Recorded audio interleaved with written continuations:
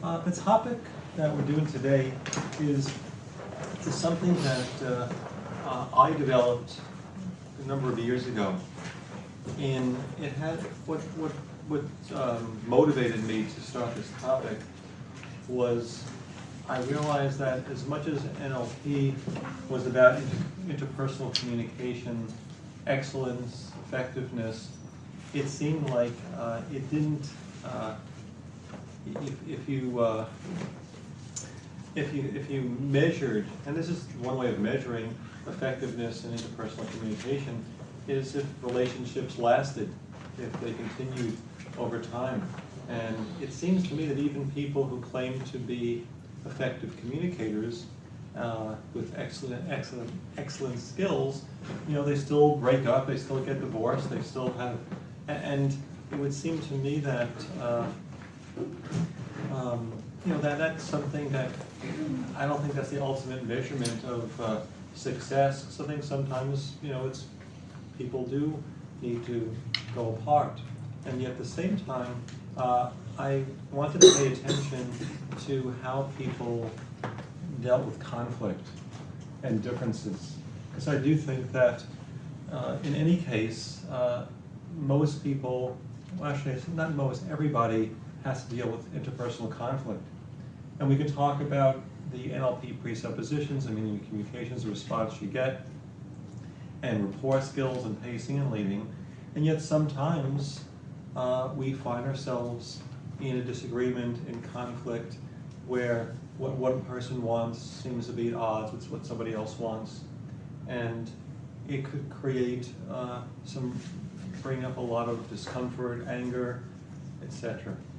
So what I wanted to do was to look at and investigate how do people conflict? If we think about conflict more in a neutral sense, like to negotiate, to relate, to conflict, that the denominalization of the word conflict is we conflict. We have conflicting ideas, conflicting beliefs, conflicting even on an identity level. We may feel like who I am and who you are is in conflict in terms of identity. So what I put together is a model which describes 5 different ways in which people deal with conflict. So what I'd like to do is to present them to you, and this is going to be different from, let's say, what we did this morning and yesterday, where there's a step-by-step process where you do step 1, step 2, there's a technique to change a belief, or a technique to align perceptual positions. It's a different type of thing. It's more of a model that makes some distinctions, and by offering these distinctions, I believe that we can take a look, we can step back and notice how we are engaging in a conflict so that we can have choices as to what we want to do, how we want to interact. So it's certainly not, although I will have suggestions, I by no means will say that there's any right way of conflicting. There are just different ways of conflicting and different results that you get from that.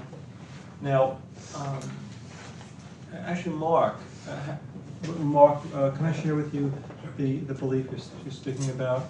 The change in belief, well, it had to do with conflict, I believe, or it had to do with getting what you want or going for what you want, and there's a potential win-lose situation.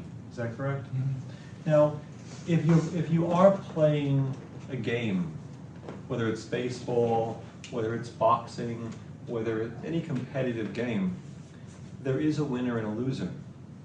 So in a chess game, you're in a tennis match, that's the structure. There's a winner and a loser. That's what competitive sports do. They create that. And in some cases, that model is taken on by 2 people where their perception is there's a winner and there's a loser. And it certainly is I've worked with couples who are lawyers, And, you know, like they're spending all day in this court where there's, you know, guilty or innocent, right and wrong, win, lose. And often I see them just continuing in the same mode when they come home and they're fighting for who's winning and who's losing. And again, that's description. And what I'd like to do is offer some descriptions of different ways in which people engage in conflict. And certainly one frame, one large frame, is a win-lose frame. And another, as we've all heard, is a win-win frame.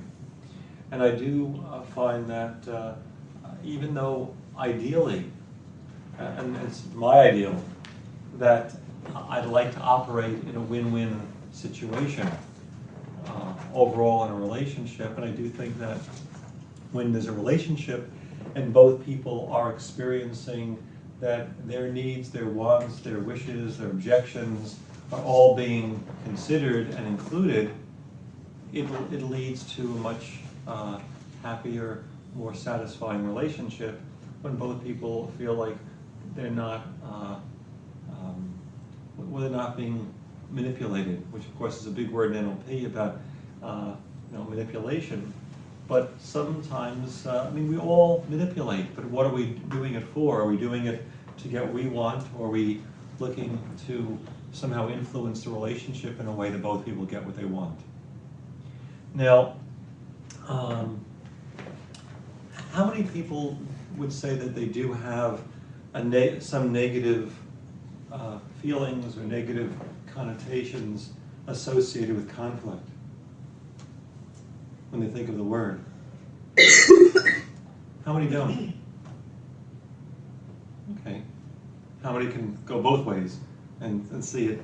You know, you look in the world. Some conflict leads to murder, and some conflict leads to negotiation. So there's just different ways of working with conflict. You know, you can say that, and it changes too, from wars that seem to be irreconcilable, and then suddenly the countries or the groups are cooperating together. So, but we're gonna start out looking just as a one-to-one interpersonal conflicts, and when we're doing this, I'm going to invite you to think about just what is your default pattern.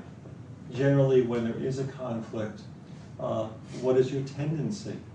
And noticing, so we're basically going to step back and look at our tendencies, look at our patterns non-judgmentally, and look at how we could, if we want to, have a choice about how to do that.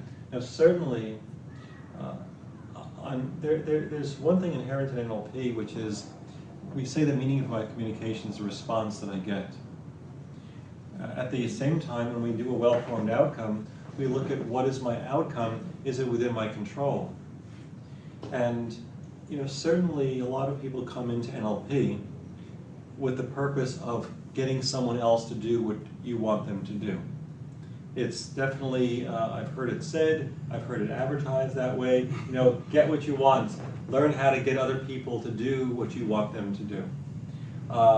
Some people may come into NLP because they want to get themselves to have the experience that they want, which is very different. Some people may come into NLP, so one is changing someone else and one is changing yourself. And in some ways, even if you're going to want to influence someone else, you need to change yourself. If you want to lead someone, if you want to influence someone, you need to be pacing them. But you need to change yourself in order to pace, in order to lead. And as Tony was pointing out earlier, that with the logical levels, behaviors that are not connected to our purpose, that they're disconnected, could be perceived just as, manipulation from the ego, what the ego wants, and it may not really be in our best interest or someone else's best interest. So I do think that there is an important piece of being connected to one's purpose, so that we're not just